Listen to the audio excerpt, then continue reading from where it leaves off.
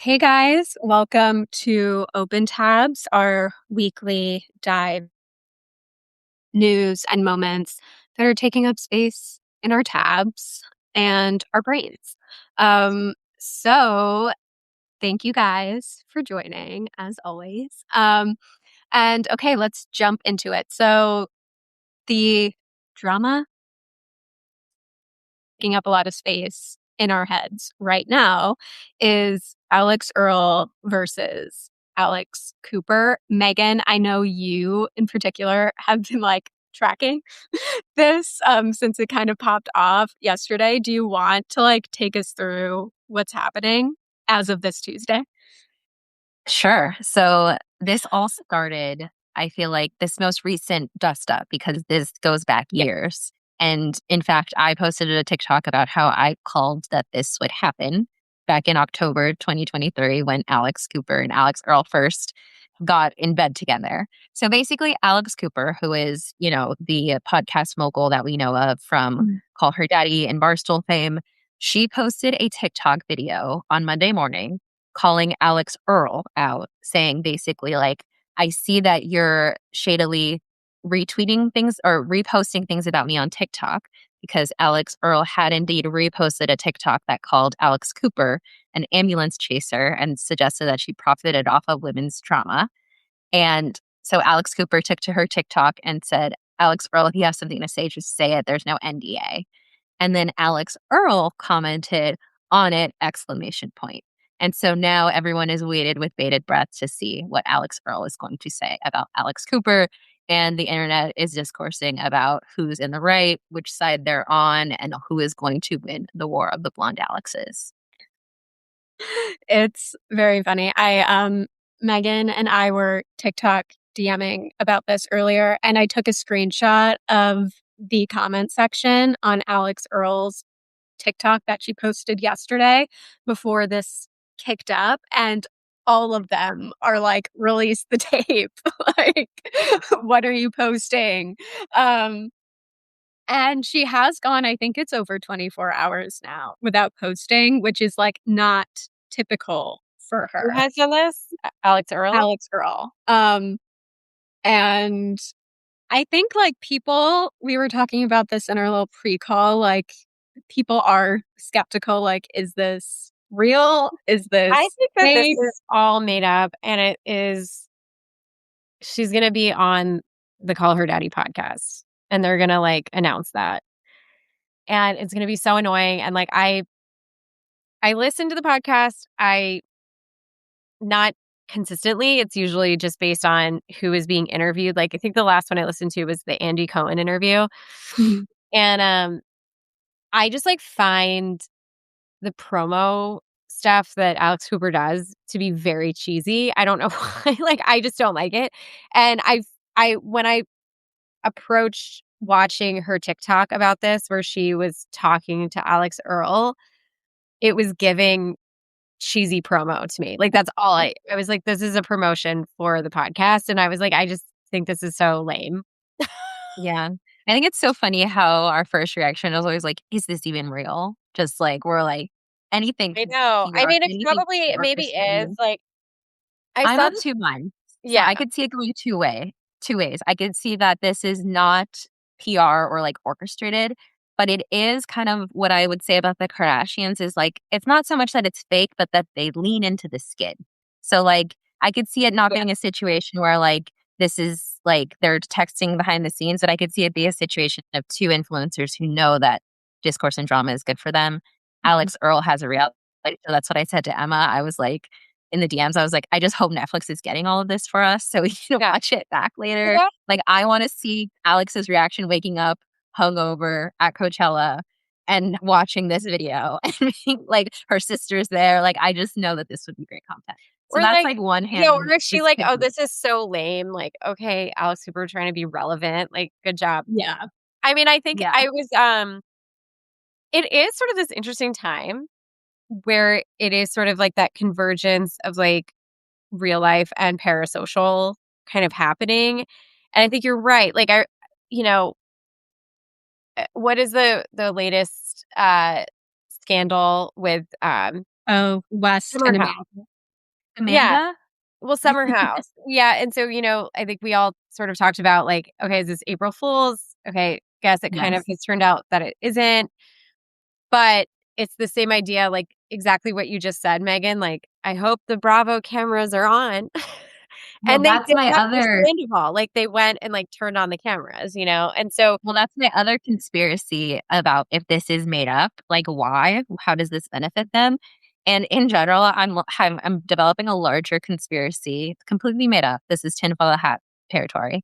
That the Traders is casting for next season, and they want to do besties and enemies, and they want like Hannah and Paige on the bestie side, and they want Sierra and Amanda on the enemy side, and they want like, and so people are thinking like, oh, it could be the Alexes, our enemies. And so part of me is like, how much of this is just like seeding for the next season of the Traders? Because there was a time where Hannah and Paige were talking about it a lot, and Bowen and Matt of the Las Culturistas were also talking about it a lot.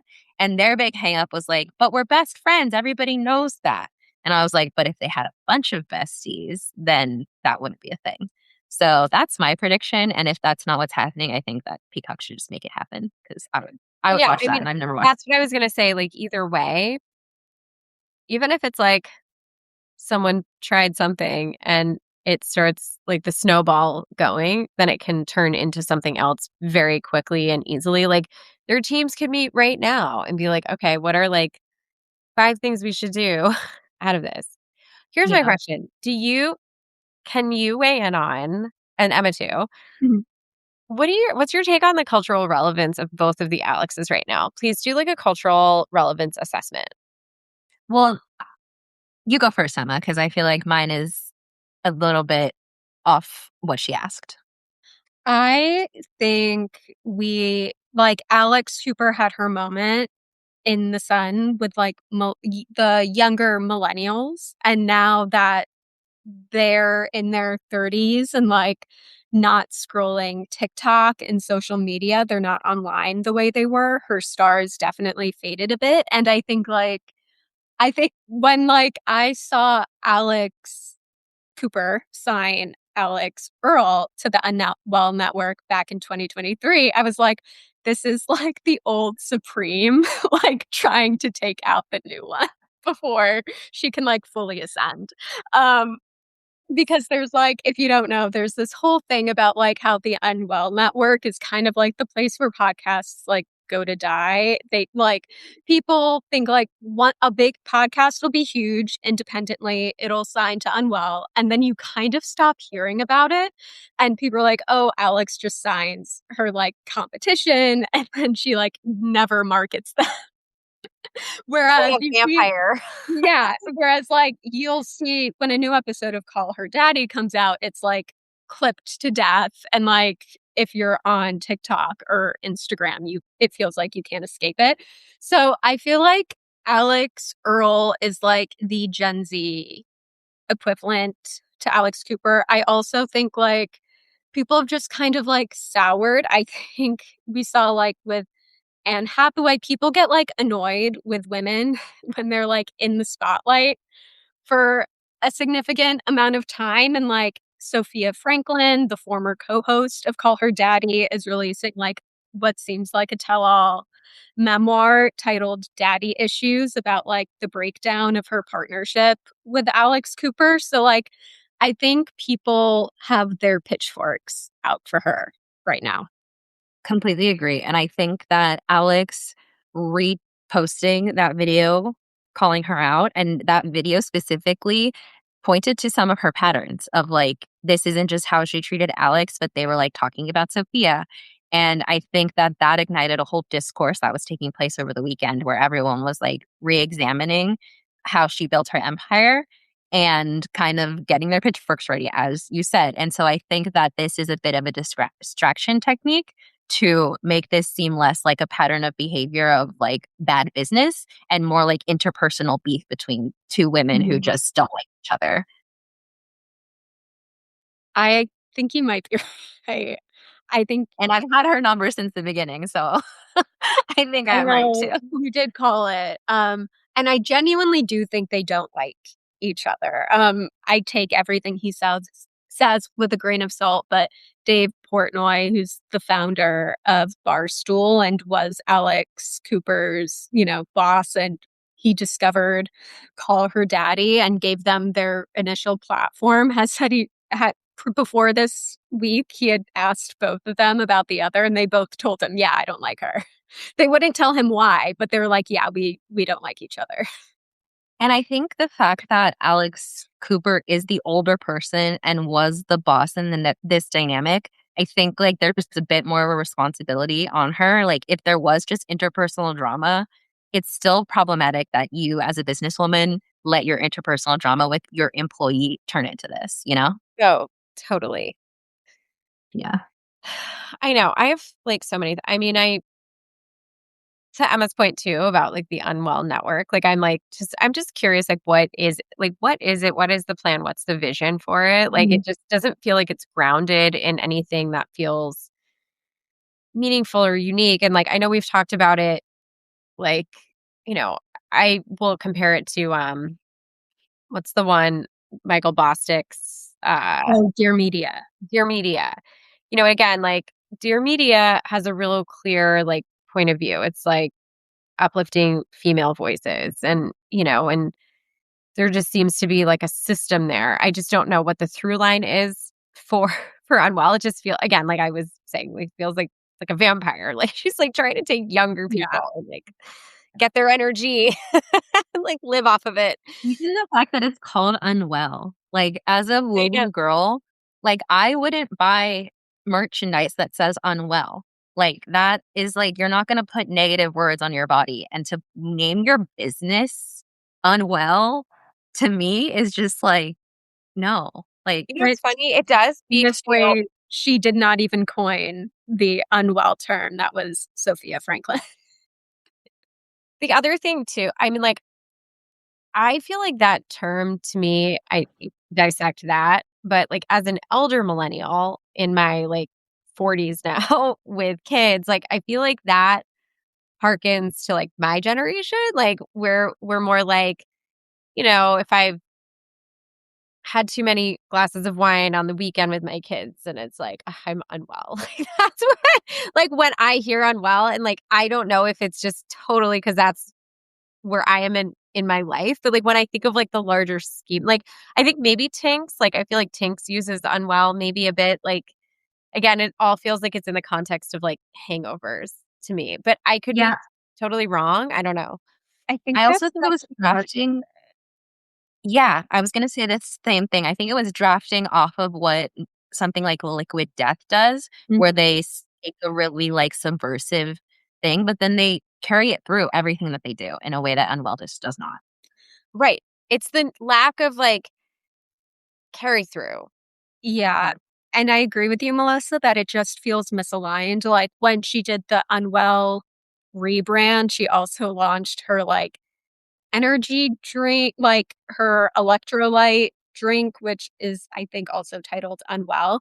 And I had a sip of it. It was not mine. I did not pay for it. But I had a sip of somebody else's and it tastes like so sugary, like tasted like super sweet and like syrupy. And I'm a sweet girl, but I was like, this is like too much. I can't imagine like a millennial, like to your point, Melissa, like mom who's like healthy, like this is a generation that's like wellness focused to then be like, I'm hungover.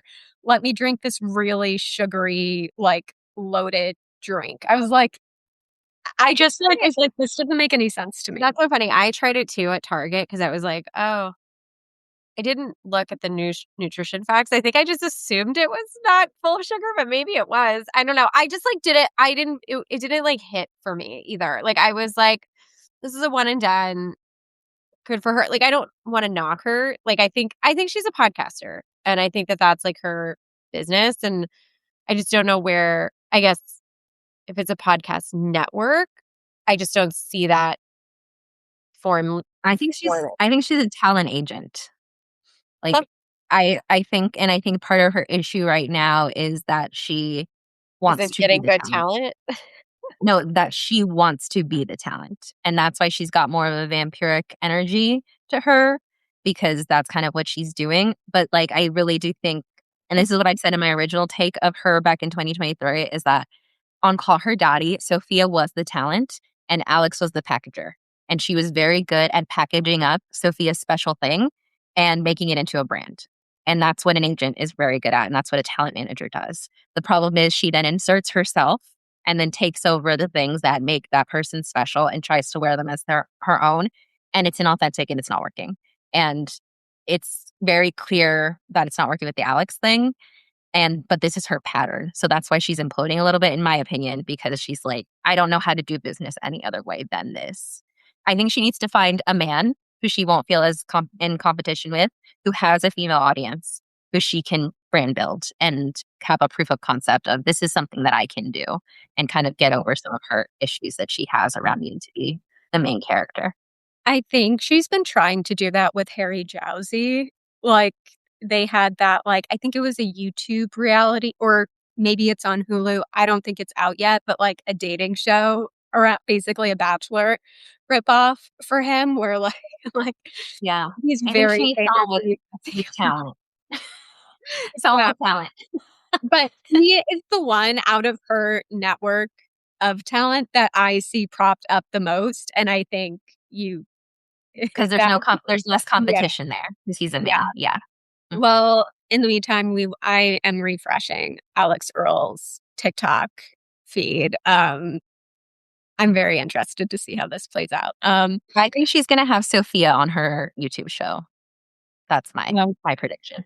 She did, like, I remember when Sophia announced the book, you could see Alex Earl liked.